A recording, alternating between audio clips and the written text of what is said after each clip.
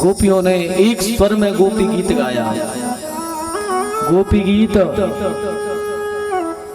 भागवत जी का प्राण है। गोपी गीत गाने से होता क्या है? गोपियों ने 19 श्लोकों में गोपी गीत गाया। गोपी गीत गाने से हमें ठाकुर जी की प्राप्ति होती है।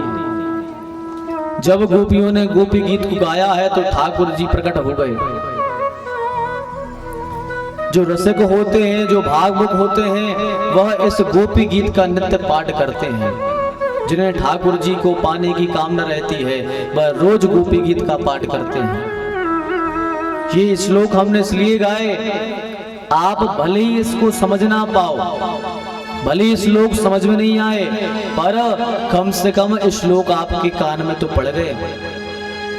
गोपी गीत आपके कानों में तो पड़ गया, तो कानों में पड़ने से भी गोपी गीत आपको प्रभाव डालेगा, भगवान के प्रति अनुराग जागृत करेगा। यह गोपी गीत करुण क्रंदन करके गोपियों ने ठाकुर जी को पुकारा है। गोपी गीत में अपने हृदय की भावना को प्रकट कर करके श्लोक के रूप में व्यक्त कर दिया है गोपियों ने। हे गोविंद, आपके जन्म की वजह से ब्रजमंडल में स्वर्ग जैसा देदीप्यमान हो गया है ब्रजमंडल। और हे गोपाल, लक्ष्मी भी जिस दिन से आपका अवतार ब्रज में हुआ है, नित्य अपना रूप, अपना बैकुंठ छोड़ करके नित्य ब्रज में निवास करने लगी है माता लक्ष्मी, जब से आपका प्राकट हुआ है।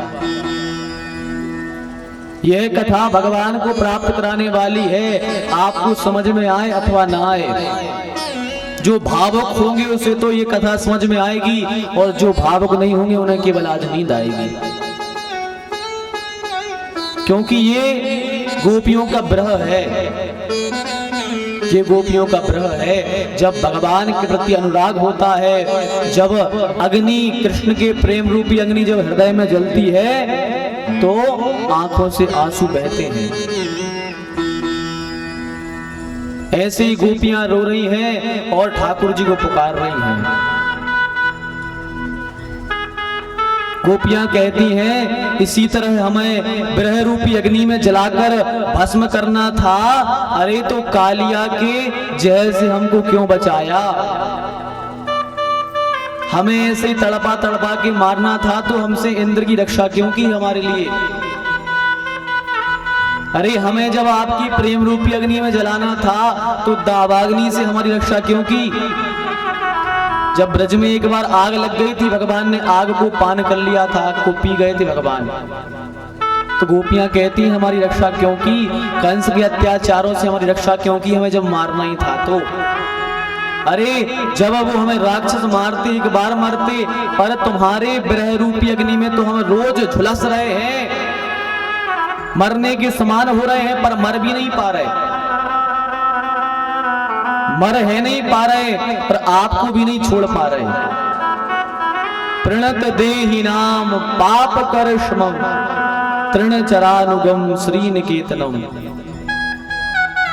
कैसा सुंदर भाव है, जो शरणागत है उनके संकट को दूर करने वाले आपके चरण हैं प्रभु। पापों का चरण आकर्षण कर लेते हैं, तृणों का चरण गाय माता कर लेती हैं, उनका अनुगमन आपके चरण करते हैं। लक्ष्मी घर आपके चरण में रहती है। लक्ष्मी, आप उन्हीं चरणों को हमारे हृदय में आसीन करो प्रभु, वही चरण हमारे हृदय में रख दो। एक बार माखन चुराकर जब आप भागने लगे तो मैं आपके पीछे पीछे दौड़ी, गोपी बोली, और आप मुझे देखकर धूप में दौड़ लगा दिए। गोपी के यहाँ भगवान माखन चुराने गए और गोपी ने देखा तो भगवान ने दौड़ लगा दी।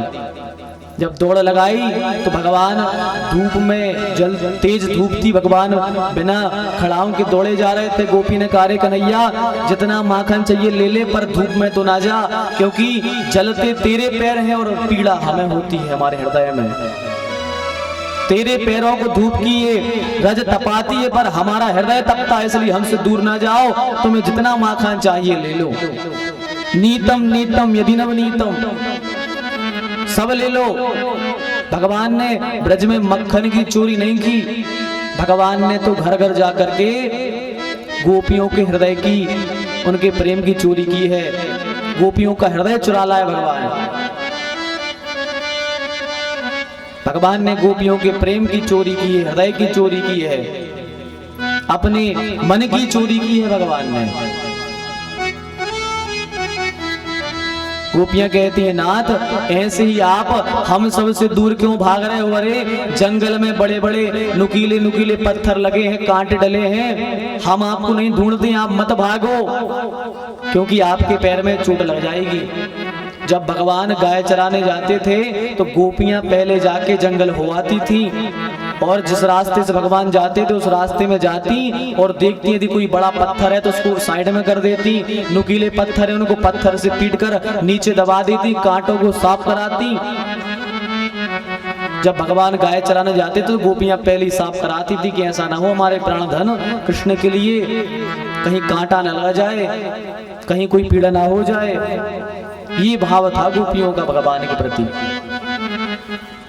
अरे राम जन्म में तो दशरथ जी का आपके चरणों में प्रेम था, आपके चरणों में प्रेम था। जैसे ही आप उनको छोड़ करके गए हैं तो राम राम कही राम कही, राम राम कही राम, तनु परि हरि रघुबर ब्रह राव गयऊ सुरधाम। राम राम कह करके आपके पिताजी तो स्वर्गधाम चले गए थे। अरे आपके विरह में हम क्यों नहीं मर जाते जैसे आपके पिताजी मर गए थे पहले? आपके विरह में हम मर है नहीं पा रहे। अरे मर जाते, आपका नाम लेके तो ये अच्छा रहता, हम तो तड़प रहे हैं आपके प्रति। एक गोपी ने कहा कि अच्छा आप क्या मारना चाहते हो हमको? यदि मरेंगे तभी हमें सच्चा प्रेमी मानोगे क्या? मरने वाले को सच्चा प्रेमी मानते हो? अरे यदि मरने वाले को सच्चा प्रेमी मानते हो तो सीता जी भी तो आपके प्रेम में मरी नहीं थी। सीता जी को जब रावण ले गया तो अशोक वाटिका में बैठी बैठी रोती थी, पर मरी नहीं थी। क्या वो आपसे प्रेम नहीं करती थी? जैसा दशरथ जी प्रेम करते तत्काल मर गए, क्या सीता प्रेम नहीं करती थी? वो क्यों नहीं मरी? वो क्यों नहीं मरी? तो एक गोपी कहती है वो इसलिए नहीं मरी क्योंकि सीता जी तो चाहती थी कि हम मर जाएं। नाम पहारू दिवस सी ध्यान तुम्हार कपाट, लोचन निज पद जंत्र ज प्राण जही कहीं बाट। अरे सीता जी तो सोचती हैं कि कब हमारे प्राण निकल जाए शरीर से। राम जी के बिना एक क्षण भी उनको कल्पों के समान बीतता था, पर क्या करें, हनुमान जी कह रहे हैं सीता जी क्यों नहीं प्राण को त्यागा? राम जी ने कहा जब हनुमान जी लौट के आए, क्यों हनुमान, सीता ने तो अपने प्राण त्याग दिए होंगे। हनुमान जी ने कहा नहीं सरकार, नहीं त्यागे। बोले क्यों? बोले वो सोचती तो है कि हम प्राण त्याग दें, पर जैसे ही प्राण कंठ तक आते हैं आपका नाम रूपी दरवाजा कंठ में बंद हो जाता है, प्राण नीचे चले जाते हैं। प्राणों के लिए आपका विरह, आपका प्रेम बाहर निकलने नहीं देता। जैसे ही प्राण कंठ तक आते हैं, आपके नाम रूपी आधार कपट जो है कपाट बंद हो जाते हैं। इसलिए सीता जी के प्राण नहीं निकल रहे। उनकी नेत्रों की लालसा के कपाट बंद हो जाते हैं। उनको लगता है कि कभी तो हमारे प्राणनाथ श्याम सुंदर राघवेंद्र सरकार का इन आंखों में दर्शन होगा, तो कपाट बंद हो जाते, इसलिए प्राण नहीं निकल रहे हैं, वरना उनके प्राण तो कब के निकल जाते। तो गोपियां कहती हैं कि हे गोविंद, हम भी वैसे ही सीता जैसे हैं, हमारे प्राण नहीं निकले। इसका अर्थ यह नहीं है कि हम आपसे प्रेम नहीं करते हैं, हमारे प्राण तो इसलिए नहीं निकल रहे हैं क्योंकि तब कथामृतम तप्त जीवनम श्रवण मंगलम श्रीमदातम भुवि गुणन्ति ते भूरिदा जना। अरे आपकी जो कथा है, यह कथा अमर बनाने वाली है। आपकी कथा को सुनते हैं और अमर हो जाते हैं, अमरत्व को प्राप्त कर लेते हैं, तमोगुण दूर हो जाता है। ये बात हम नहीं कहती, बड़े बड़े कवियों ने कहा है। तब कथामृतम, भगवान की कथा जो है अमृत के समान है।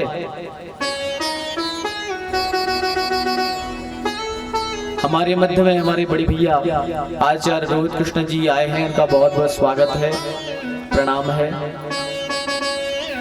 तो गोपियां कहती हैं, नाथ आपकी कथा तब कथामृतम, आपकी कथा अमृत के समान है। हम मरना तो चाहते हैं, पर जब आपकी कथा कानों में जाती है तो फिर से जीवन मिल जाता है। बड़े बड़े कवि कहते हैं कि मर जाएं, पर आपकी कथा मरने नहीं देती। भगवान की